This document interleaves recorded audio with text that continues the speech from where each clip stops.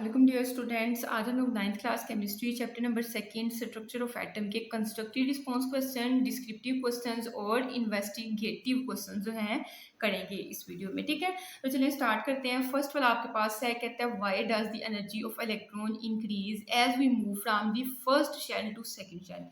जब हम एक शेल से दूसरे शेल में जाते हैं तो आपके पास इलेक्ट्रॉन्स की एनर्जी में इजाफा क्यों होता है। और जब मैंने आपको शॉर्ट क्वेश्चन करवाए थे तो क्वेश्चन नंबर 5 मैंने आपको इसकी कंप्लीट डिटेल जो है वो समझाई थी। एक दो बार फिर उसको डिटेल को देख लें। सबसे पहले जो है, अगर आपके पास कोई एटम है और ये उसका न्यूक्लियस है, ठीक है, न्यूक्लियस के गिर्द आपके पास होते हैं शेल्स। ठीक है, इन शेल्स के अंदर इलेक्ट्रॉन्स मौजूद होते हैं, ठीक है, जो कि ऑर्बिट्स में मोशन कर रहे होते हैं। अब उसका क्वेश्चन था कि एक शेल में से जब दूसरे शेल में आपके पास, फर्स्ट शेल से जब दूसरे शेल में आपके पास कोई इलेक्ट्रॉन जाता है तो उसकी एनर्जी बढ़ क्यों जाती है। देखिए, जब पहले शेल में इलेक्ट्रॉन होता है तो उस इलेक्ट्रॉन पे न्यूक्लियस जो है उस पे स्ट्रॉन्ग अट्रैक्टिव, ये स्ट्रॉन्ग न्यूक्लियर फोर्स लगा रहा होता है। मतलब न्यूक्लियस की कोशिश होती है इलेक्ट्रॉन यहाँ से बाहर ना निकल सके। तो इलेक्ट्रॉन के लिए यहाँ से निकलना मुश्किल होता है। उसके लिए इलेक्ट्रॉन तीन रास्ते, जो कि मैंने इस क्वेश्चन में आपको समझाया था, वो इख्तियार करके एनर्जी बाहर से हासिल करता है। उस एनर्जी को हासिल करके ये इलेक्ट्रॉन एक शेल से दूसरे शेल में जाता है। ठीक है, वो तीन रास्ते कौन से थे मैंने डिटेल से बताया था कि लाइट से, या आपके पास कोलिजन से, या तीसरा तरीका उसके पास ये था कि हीट से। ये एनर्जी अपने अंदर अब्जॉर्ब करते हैं। जब इनकी एनर्जी बढ़ जाती है तो ये एक शेल से दूसरे शेल में मोशन कर जाते हैं। तो इस शेल में इनके पास एनर्जी कम होती है, जब दूसरे शेल में जाते हैं तो इनकी एनर्जी बढ़ जाती है। अगर आपने क्वेश्चन नंबर 5 समझा हुआ तो आपके लिए समझना मुश्किल नहीं है। तो देखिए, आपने इसका आंसर प्रॉपर तरीके से कैसे लिखना है। Because energy is absorbed by electrons as they jump from first shell to second shell. क्योंकि जब इलेक्ट्रॉन पहले शेल से दूसरे शेल में जाता है तो वो एनर्जी को अब्जॉर्ब करता है। वैसे वो जंप नहीं कर सकता जब तक वो एनर्जी को अब्जॉर्ब ना करे। कहता है more electron present in second shell. इसके साथ देखें ना, जो सेकंड शेल के अंदर इलेक्ट्रॉन्स मौजूद है और फर्दर अवे। अब अगर पहले शेल से दूसरे शेल में एक इलेक्ट्रॉन चला भी गया, अब ये न्यूक्लियस से तो जब दूसरे शेल में पहुंचेगा तो न्यूक्लियस से तो इसका फासले बड़ा ज्यादा हो जाएगा। फासला ज्यादा हो जाएगा तो न्यूक्लियस जो है इस पे जो है इतनी ज्यादा फोर्स नहीं लगा सकता। तो इस वजह से जो है इसकी एनर्जी जो है बढ़ जाती है। ठीक है, तो यही लिखा, moreover electrons present in second shell are further away from the nucleus as compared to the first shell electrons. जो भी रीजन बताइए ये साथ मैंने आपको बता दिया। उसके बाद आपके पास सेकंड वाला है short question, why is it needed to lower the pressure of the gas inside the discharge tube. अब देखिए, डिस्चार्ज ट्यूब के अंदर आपने कैथोड रेज जो है वो बनानी होती है। अब अगर डिस्चार्ज ट्यूब के अंदर आपके पास गैस का प्रेशर ही आपने बहुत ज्यादा रखा है, मतलब बहुत ज्यादा गैस डिस्चार्ज ट्यूब के अंदर फिल कर दी है, तो फिर जब आपके पास इलेक्ट्रॉन्स गुजरेंगे तो इलेक्ट्रॉन्स को, जब गैस ही अंदर बड़ी ज्यादा है तो इलेक्ट्रॉन्स जो है उस गैस से टकराएंगे, उनको गुजरने के लिए रास्ता नहीं मिलेगा, करंट नहीं पैदा होगा आपका। ठीक है, तो इसके लिए आपको क्या करना पड़ता है कि डिस्चार्ज ट्यूब के अंदर गैस जो है वो आपने उसमें से कुछ गैस को बाहर निकाल लेना होता है, ताकि गैस के पार्टिकल्स या मालिक्यूल्स थोड़े कम हो जाए। जब गैस के मालिक्यूल्स कम हो जाएंगे तो फिर आपके पास जो इलेक्ट्रॉन्स आ रहे होंगे उनको जाहिर है कि जब पहले ज्यादा थे। इसकी एग्जांपल है कि एक रूम के अंदर 20 से 25 लोग खड़े हैं, ठीक है, उन्होंने बार बार चलना है तो उनके लिए मुश्किल होगी। उनमें से 20 लोग आप बाहर निकाल देते हो, उसी छोटे रूम के अंदर अब 5 लोग हैं तो उनके लिए गुजरना जो है वो आसान है। तो यही काम होता है कि जब आपके पास इलेक्ट्रॉन्स ने गुजरना होता है। अगर आप डिस्चार्ज ट्यूब के अंदर आप गैस ही बहुत ज्यादा भर दोगे, मतलब उसका गैस बहुत ज्यादा होगी तो पार्टिकल्स, मतलब गैस के पार्टिकल्स बहुत ज्यादा होंगे तो वहाँ प्रेशर बहुत कम होगा। उस प्रेशर को कम करना होता है ताकि जो इलेक्ट्रॉन्स आ रहे हैं उनको खाली जगह मिल जाए। जब उन इलेक्ट्रॉन्स को खाली जगह मिलती है तो उनकी स्पीड बढ़ जाती है। ठीक है, वही इसी रूम के अंदर 25 लोग आहिस्ता आहिस्ता स्पीड से और बड़ी मुश्किल से गुजर रहे थे। अब कुछ लोगों को बाहर निकाला तो उनकी स्पीड बढ़ गई है। इसी तरह से इलेक्ट्रॉन्स की स्पीड भी बढ़ जाती है। जब बढ़ेगी तो जो थोड़ी बहुत गैस उसके अंदर मौजूद है, उस गैस के मालिक्यूल्स के साथ जब गैस आके टकराएगी तो उस गैस में से भी कुछ इलेक्ट्रॉन्स को बाहर खारिज करेगी। तो उस वजह से जो है आपके पास कैथोड रेज जनरेट होंगी या डिस्चार्ज ट्यूब के अंदर जो है एक रोशनी पैदा होगी। तो यही रीजन जो है हमने लिखनी है। किस तरह से आपने लिखनी है, आपने कहना है to lower the pressure inside the discharge tube. एक डिस्चार्ज ट्यूब के अंदर अगर आपने प्रेशर कम करना है, you remove most of the gas molecules. आपको गैस के कुछ मॉलिक्यूल्स को उस डिस्चार्ज ट्यूब में से बाहर निकालना पड़ेगा, so that they do not block the path of electrons, ताकि जब इलेक्ट्रॉन्स आ रहे हो तो उनके रास्ते को ये रोक ना सकें। ठीक है, ब्लॉक द पाथ। कहते हैं this create an empty space. इस वजह से कुछ, जब आपने गैस को बाहर निकाल दिया तो कुछ खाली जगह बन जाएगी, कुछ जगह मतलब आपके पास खाली बच जाएंगी। That allows electrons to move freely, जिस वजह से इलेक्ट्रॉन जो है आजादाना तौर पे जो है मोशन कर सकते हैं। एंड गेन हाई स्पीड, जब उनको रास्ते में टकराव या रुकावट महसूस होगी तो उनकी स्पीड बढ़ जाएगी। When these fast electrons hit the remaining gas, जब बाकी गैस के साथ ये इलेक्ट्रॉन्स जो हैं वो कोलाइड करते हैं, कोलाइड करके इस गैस के पार्टिकल्स में से भी कुछ इलेक्ट्रॉन्स को बाहर निकालते हैं। तो उस वजह से कहता है they easily produce cathode rays, तो आसानी से आपके पास कैथोड रेज जो है वो पैदा हो जाती हैं। उसके बाद आपके पास है क्वेश्चन नंबर थर्ड है why is the classical concept of an electron. कहता है what is the classical concept of an electron. Electron का जो पुराना या क्लासिकल कॉन्सेप्ट था वो क्या था, पहला क्वेश्चन आपका ये है। दूसरा से आपसे पूछ रहा है how has this concept changed with time. तो बदलते वक्त के साथ या मॉडर्न टाइम में अब ये कॉन्सेप्ट आपका जो आप कॉन्सेप्ट पुराना है वो चेंज होकर क्या बन गया है। तो इसका आंसर आपको पेज नंबर 21 और 22 पे मिल जाएगा। तो बच्चों पेज नंबर 21 पे जब आपने लिखना है तो आपने स्टार्ट यहाँ से बात करनी है अकॉर्डिंग टू क्लासिकल कॉन्सेप्ट। ठीक है, यहाँ आपके पास 21 पेज पे अकॉर्डिंग टू लिख के उसके बाद क्लासिकल कॉन्सेप्ट आपने पूरा लिख लेना है। ठीक है, मैंने यहाँ नहीं लिखा हुआ क्लासिकल कॉन्सेप्ट, वहाँ से देख के दिस मॉडल को रेज कर देना। According to classical concept the electron can revolve around the nucleus of the atom in specific paths called orbits और शेल्स। जो पुराना हमारा कॉन्सेप्ट था हमारा ये था कि इलेक्ट्रॉन जो है न्यूक्लियस के गिर्द ऑर्बिट्स या सेल्स में जो है मूव करते हैं। when the electron is revolving in one of these orbits, जब इन ऑर्बिट्स में या शेल्स में इलेक्ट्रॉन घूम रहे होते हैं तो उनकी एनर्जी फिक्स होती है। पहला पुराना हमारा कॉन्सेप्ट ये था। तो पहले आप यहाँ से लेके यहाँ तक करोगे पहले वाले शॉर्ट क्वेश्चन के लिए, और उसके बाद से पूछा हुआ था कि टाइम के साथ ही कॉन्सेप्ट चेंज हुआ है, उसकी रीजन बताएं। तो बेस्ट है कि आप ये सारा करें, लेकिन इतना भी कर लेंगे तो वो भी ठीक है। तो हमने लिखा अकॉर्डिंग टू मॉडर्न अप्रोच, मतलब टाइम गुजरने के साथ साथ जो मॉडर्न अप्रोच है वो कहती है electrons are like charged clouds. ऐसे जैसे आपके पास बादल हों, बादल जो है चार्जेस से बड़े हों। ठीक है, जैसे आसमान में बादल होते हैं ऐसे ही जो है चार्जेस के बादल होते हैं electrons. whose location around the nucleus cannot be predicted with 100% certainty। आप 100% नहीं कह सकते कि इलेक्ट्रॉन यहाँ है यहाँ है यहाँ है यहाँ है। तो नया कॉन्सेप्ट आपके पास ये है, लेकिन बेसिकली आपने ये सारे का सारा कीजिएगा। ठीक है, ताकि आपके पास जो है 2 नंबर का कंप्लीट हो सके। उसके बाद आपके पास है question number 4 why the nuclei of the radioactive elements are unstable. अब देखिए हमने रेडियो एक्टिव एलिमेंट्स के बारे में पढ़ा हुआ है कि इनके न्यूक्लियस जो होते हैं वो अनस्टेबल होते हैं। उसकी रीजन हमने ये पढ़ी हुई थी कि प्रोटॉन और न्यूट्रॉन की तादाद बराबर नहीं होती, इसलिए अनस्टेबल होती है। अब इसको लिखना कैसे, ये चीज़ आपके पास अहम है। आप कुछ इस तरह से आंसर लिखेंगे the nuclei of radioactive elements are unstable. ये अनस्टेबल होते हैं because they contain an unbalanced number of protons, क्योंकि इनके अंदर जो है प्रोटॉन्स और न्यूट्रॉन्स की तादाद होती है अनबैलेंस होती है, बराबर नहीं होती है। प्रोटॉन ज़्यादा हो सकते हैं, न्यूट्रॉन कम हो सकते हैं, ये कुछ इस तरह का मसला होता है। दे इमिट रेडिएशंस। अब जाहिर है कि न्यूक्लियस के अंदर प्रोटॉन और न्यूट्रॉन की तादाद बराबर नहीं है, इस वजह से जो है न्यूक्लियस ने अपने आप को स्टेबल करना है। स्टेबल करने के लिए वो क्या करेगा, रेडिएशंस को इमिट करेगा ताकि वो खुद जो है वो स्टेबल हो सके। ठीक है, तो रेडियो एक्टिव जो आपके पास एलिमेंट्स जो होते हैं किसी भी न्यूक्लियस के अंदर वो अनस्टेबल इसलिए होते हैं क्योंकि उनमें प्रोटॉन न्यूट्रॉन्स की तादाद बराबर नहीं होती। अब जो है मतलब कि अनस्टेबल हो गए, स्टेबल करने के लिए वो रेडिएशंस को या एनर्जी को इमिट करते हैं, तो वो आपने आंसर लिख देना है।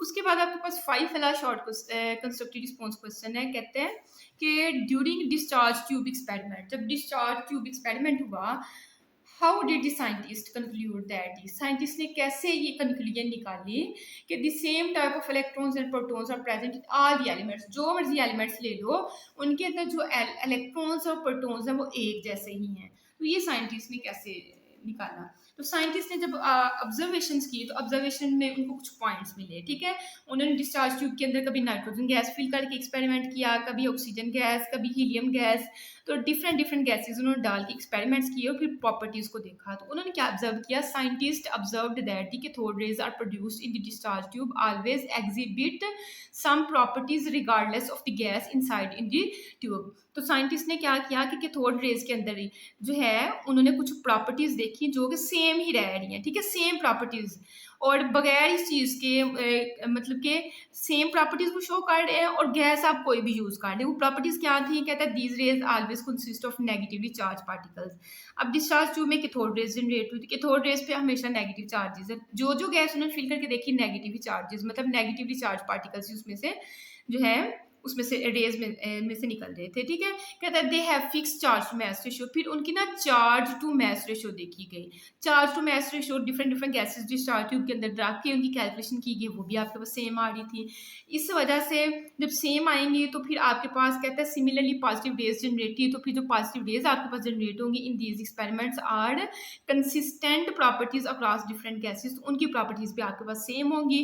तो ये आपने 2-3 पॉइंट्स ऐड करके लास्ट पे आपने बुक से ही लिख देना है, therefore scientist concluded that same type of electrons and protons are present in all types of elements, ठीक है। वो थोड़ा सा लिख के उसके बाद आपने ये चीज बता देनी है। उसके बाद हम लोग आते हैं डिस्क्रिप्टिव क्वेश्चन पे। पहला क्वेश्चन है explain the structure of a hydrogen atom, एक हाइड्रोजन एटम का स्ट्रक्चर बताएं। तो पेज नंबर 24 पे आपको उसका आंसर मिलेगा। तो पेज नंबर 24 पे आपका जो टॉपिक है 2.3 आइसोटोप्स एंड देयर मैसेज, ठीक है। ये स्मार्ट सिलेबस वाले बच्चे की बुक है, इस वजह से उन्हें क्लास लगाया हुआ, लेकिन आपका फुल सिलेबस है तो आप इस लाइन की तरफ ना जाएं। आपने फर्स्ट वाला लॉन्ग क्वेश्चन में आपने यहाँ से लेके यहाँ तक जो है पहले करना है, ठीक है। उसके बाद आपने ये दरमियान में कार्बन की बात हो रही है, आपने कट कर देनी, यहाँ से लेके सिमिलरली तक कट कर देने। उसके बाद हाइड्रोजन के बारे में उसने पूछा हुआ था, फिर आपने यहाँ से लेके तो यहाँ तक आपने सारा ही करना है, ठीक है। तो पहले 2.3 वाले टॉपिक पे पहले 2 लाइनें और उसके साथ ये न्यूक्लियस तक आपने करना है। फिर सिमिलरली के बाद जो वर्ड आपके पास हाइड्रोजन यहाँ से शुरू करना है लिखना और यहाँ तक आपने कंप्लीट कर लेना है, ठीक है। उसके बाद मूव करते हैं सेकंड लॉन्ग क्वेश्चन की तरफ। सेकंड लॉन्ग क्वेश्चन में कहता है how does the theory of atomic structure explain the ionization of atoms by are radioactive isotopes. तो आपको पता है ना कि रेडियोएक्टिव आइसोटोप्स के लिए आयनाइजेशन का जो है अलग से टॉपिक आपका पेज नंबर 26 पे बना हुआ है, वो ही आपने इसमें करना है। तो पेज नंबर 26 पे अगर आप लोग जाएंगे तो आयनाइजेशन ऑफ एटम्स, एटम की आयनाइजेशन का जो है किसी भी रेडियोएक्टिव आइसोटोप्स में जो उसकी एक्सप्लेनेशन है वो उसने पूछी हुई है। तो आप यहाँ से लेके यहाँ तक जो है आपकी इक्वेशन जो है यहाँ तक आप सारा ही सारा इसके अंदर सेकंड लॉन्ग क्वेश्चन के अंदर करेंगे। उसके बाद आपके पास है थर्ड वाला लॉन्ग क्वेश्चन, कहता है what is radio activity. Radio activity की तारीफ करनी है। Explain any 3 applications of radio active isotopes, और रेडियो एक्टिव आइसोटोप्स की 3 इस्तेमालात भी बताने हैं। तो इसका आंसर जो है आपको पेज नंबर 25 पे मिलेगा।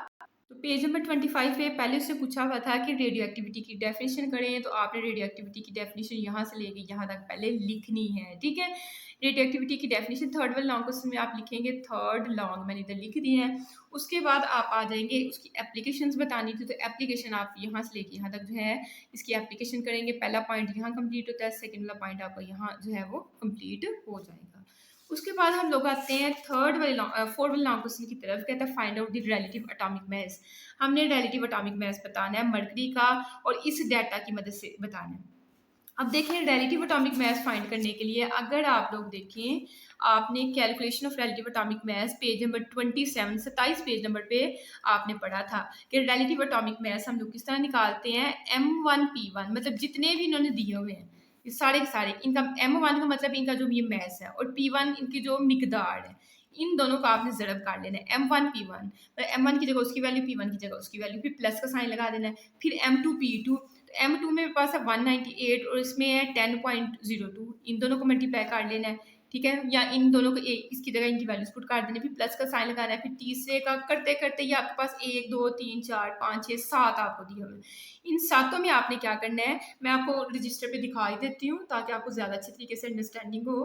तो देखिए रिलेटिव एटॉमिक मास के लिए आपके पास फार्मूला सम, ठीक है। सम का मतलब है कि हर एक को जब आप मतलब कि रिलेटिव अबंडेंस को और एटॉमिक मास ऑफ आइसोटोप्स को एक एक को मल्टीप्लाई कर लोगे, फिर सम का मतलब उसके दरमियान साइन आपने प्लस का डालना है। अब करना कैसे है यहाँ देखते जाएं। सबसे पहले आपके पास है 196, इसको मल्टीप्लाई करना है 0.0146 के साथ। तो देखिए 196 को मल्टीप्लाई किया 0.0146 के साथ।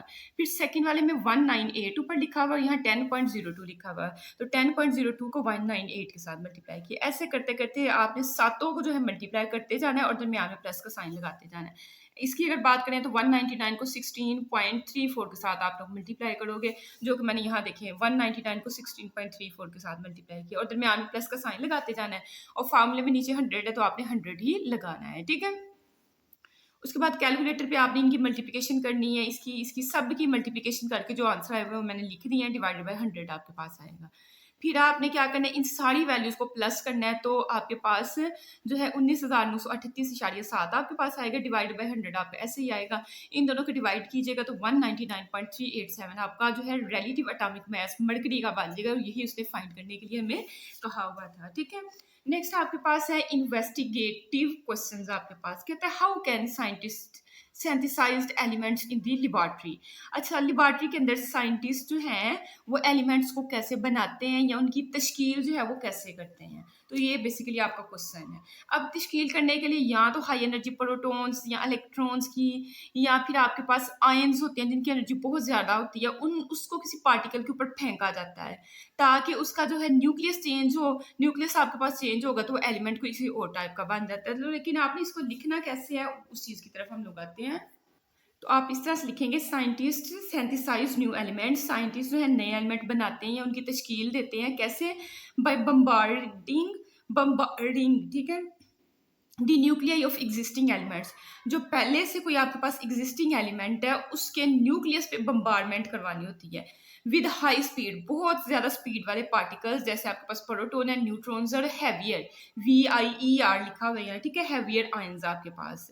तो हमने क्या करना होता है कि हमने जो है पहले से जो हमारे पास पार्टिकल्स हैं उनमें से किसी एक का न्यूक्लियस लेना होता है, उस पे हमने जो है हाई स्पीड वाले प्रोटॉन की करवा लो, न्यूट्रॉन की करवा लो, या आपने आयंस की बम्बारमेंट, उन पे बुछार करवानी होती है, उनके ऊपर फेंकने होते हैं। ठीक है, तो जब ये आप प्रोसेस करवाते हो तो कहते हैं this process often taken place in particles accelerators. Particle accelerator आपके पास, उसके अंदर हम लोग ये वाला प्रोसेस करवाते हैं, where the nuclei are force to collide, जहां न्यूक्लियर को या न्यूक्लियस को जो है फोर्स किया जाता है कि कोलाइड करे विद हाई एनर्जी के साथ to fuse and form a new element, ताकि इसका जो है सेंटर जो है वो चेंज हो और एक नया एलिमेंट बन जाए। ठीक है, इसमें हम लोग एग्जाम्पल लेंगे। ट्रांसयूरेनियम एलिमेंट है जिसमें आपके पास हो सकता है कि नेपटूनियम हो या प्लांटोनियम हो।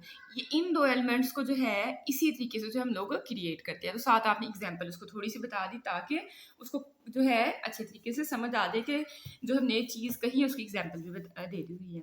सेकेंड वाला आपके पास इसका लॉन्ग क्वेश्चन है, कहते हैं कि a system just like our solar system, जैसे हमारा सोलर सिस्टम है, सियारों का सिस्टम है, कहते हैं एग्जिस्ट इन एन एटम, ऐसे ही आपको हमारे पास एक एटम का सिस्टम होता है। ठीक है, जिस तरह से हमारा शमसी निज़ाम है या सोलर सिस्टम है, इसी तरह से एटम का सिस्टम होता है। ठीक है, कमेंट ऑन दिस स्टेटमेंट, इस स्टेटमेंट पे कमेंट करें। ये बात ठीक भी है लेकिन पूरी जो है ये ठीक बात नहीं है, तो इसको आप लोग किस तरह से बताओगे? This statement is true. True वाला लिखे, लिखे पार्टली ट्रू, कुछ हद तक जो है ये आपके पास ट्रू है बात। Electrons move around the nucleus, हमें पता है कि एटम के न्यूक्लियस के गिर्द हमारे पास इलेक्ट्रॉन्स जो है शेल में मूव कर होते हैं, just as planets move around the sun, जैसे सूरज के गिर्द सियारे जो है मोशन कर होते हैं। ठीक है, उसने कहा ना कि रिलेट करें सोलर सिस्टम के साथ, तो हमने कहा है कि सूरज के गिर्द जो सियारे जैसे जो है एक मखसूस रस्तों में और मखसूस मुकर्ररा वक्त में जो है मोशन कर होते हैं, ऐसे ही इलेक्ट्रॉन्स न्यूक्लियस के गिर्द करते हैं।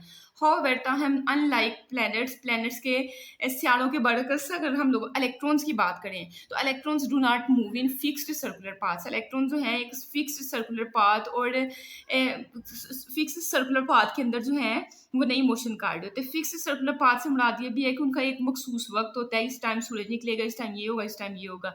दे एग्जिस्ट इन ऑर्बिटल्स, जो आपके पास इलेक्ट्रॉन्स हैं वो इलेक्ट्रॉन क्लाउड्स या ऑर्बिट्स के अंदर जो है उनकी मोशन होती है। कहते हैं इसमें एग्जांपल ले लें, electron in hydrogen atom, hydrogen atom के अंदर एक आपके पास electron is found in an orbital, जो कि एक ऑर्बिट के अंदर होता है, नॉट अ फिक्स्ड ऑर्बिट। ठीक है, ना कि एक मखसूस दायरे के अंदर नहीं होता बल्कि एक शेल के अंदर आपके पास होता है। तो ये आप थोड़ा सा इसमें जो है वो बता सकते हैं। तो thanks for watching this video. आपने कमेंट करके बताना है कि वीडियो आपको पसंद आई है, तो इंशाल्लाह फिर हम लोग नेक्स्ट वीडियो पे भी काम करेंगे।